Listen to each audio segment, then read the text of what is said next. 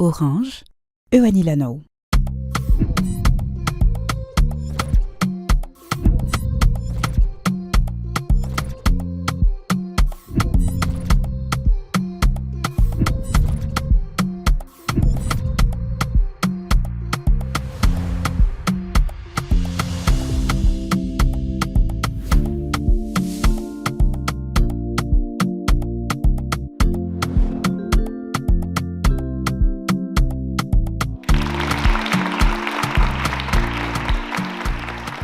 Falmeravany kilona, falmeravantsika rehetra. Miaravantsika mpijery rehetra dia tonga soa indray. Tonga soa ianao ato anatin'ity fandarana zapare ity izay mampamiratra ny fandraisana andraikitr'ireo malagasy rehetra ary indrindrindrindra manome sehatra ho an'ireo malagasy izay tapa-kevitra nanova fiainana. Dia androany kosa dia andiany tantara anankitelo vaovao no atolotra ianareo. Ho arahanareo isan-kerinandro tako mahazatra mandritra n'izay iray volana izay ary ny lohahevitra dia ny engagement sociétal. Ka angamintsika maiky tsy ampiandranareo ela fa nareo hoe efa pare? Izay mantsy efa pare. Finiavana ny te-handroso ary fikasanany hoe ampita zavatra. Andao nge maiky arahantsika ny lalan'i Olivia. Ao mangamilany misy an'i Olivia, reny izay mamelona irery ny zanany roa vavy, te hivoatra sy handroso amin'ny fiainana izy.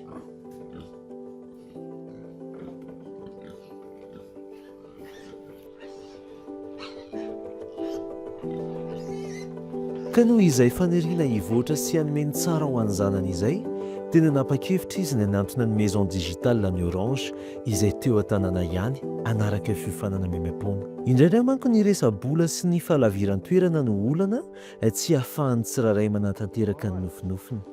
Indray.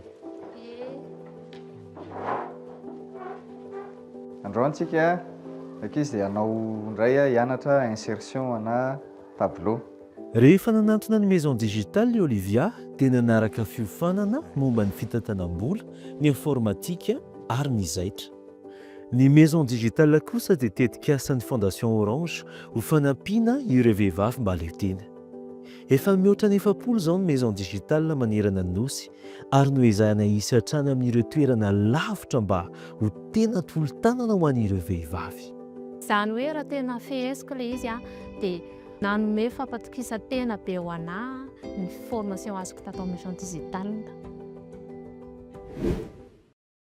Mino izay fa maromaro ny fanontaniana izay mandalo ny sainareo manaraka n'ity fandarana zapare ity ka andray ny fitafana voalohany isika ao anatin'izao fotoana izao ndao resitsika ary i Olivia.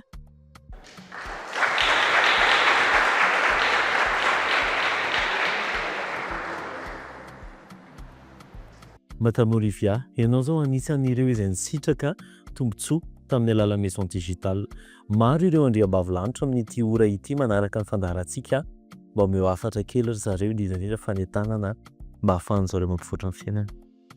Ie, ry vehivavy namana, sahy mijoro manantona ny Maisons Digitales ny faritra misy anao fa tena manampy amin'ny fampivoarana ny fiainana ny Maisons Digitales. Tena hoe fohy nefa feno dia feno anatin'izay izay esorana sahady anao nitondra an'izay hafatra izay. Sotrito. Io ny fianarana fa mbola zavatra fa ihany koa izany hoe mampita zavatra izany. Ka andao arany jerentsika ny fomba nanaovan'i Olivia an'izany. Taorian'ny fiofanana dia maro ny zavatra niova teo amin'ny Olivia. Lasa natoko-teny izy ka nasahy niroso sy nanapa-kevitra ny iompy. Miompy kisoa izy izao ary mandray asa zaitra maro ihany koa miaraka amin'izay. Mitombo ny fidiram-bola, mivelatra ny fifandraisana ary tsy matahotra mikirakira informatika intsony izy.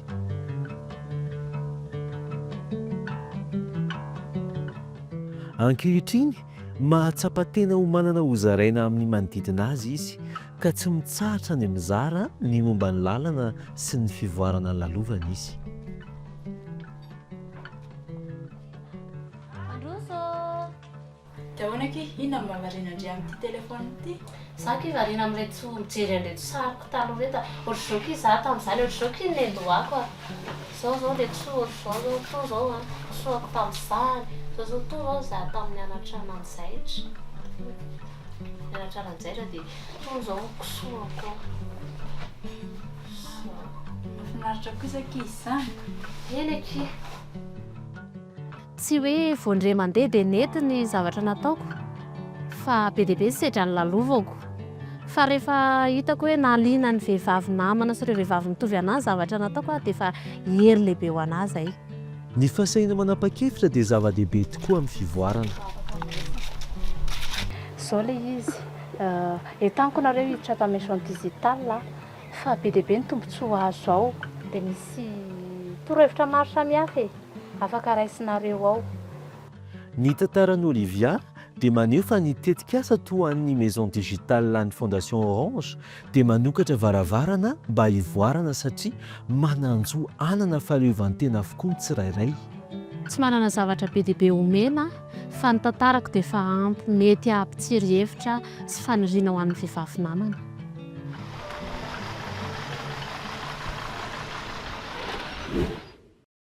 Ny tsaintsika ny tokantrano dia tsy hoe nahita lalana fotsiny any Olivia fa tao anatin'izay izy dia nifankafantatra tamina olona maro ka mazava loatra andao isika hiaraka hitafatafa miaraka amina mpampiofana anankiray izay atao amin'ny Maisons Digitales hiaraka amin'ny mbola raha ary manatsotsika andao miantsika tehaka izy ampidirana azy are.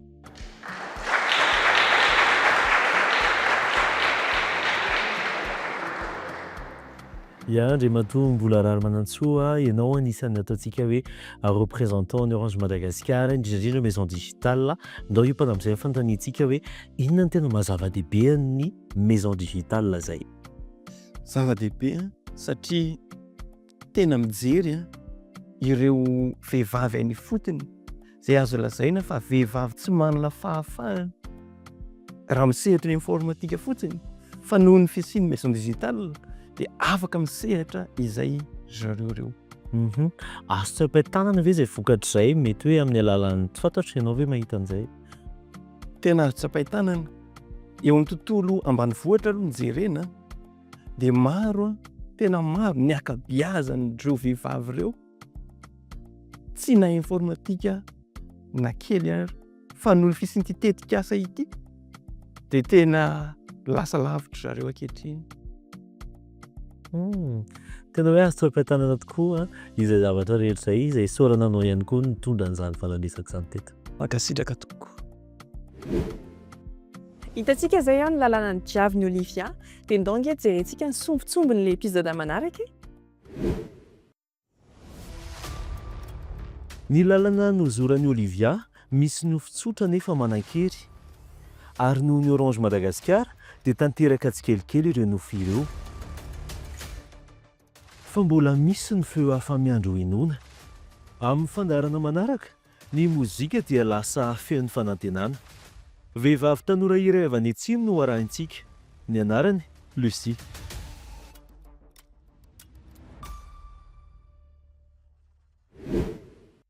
Misaotra ny Olivia isika ary misaotra ihany koa an'ireo vehivavy rehetra izay mizara ny heriny manginany.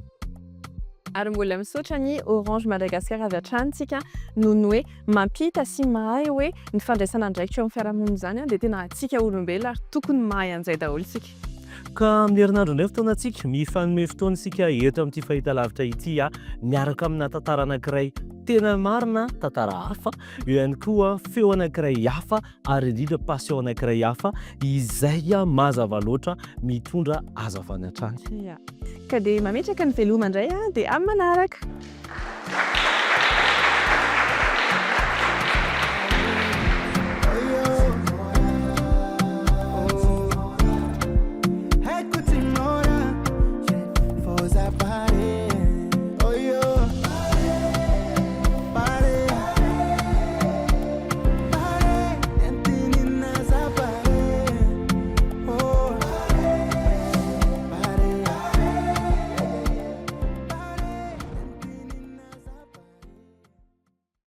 Orange, eo anilanao.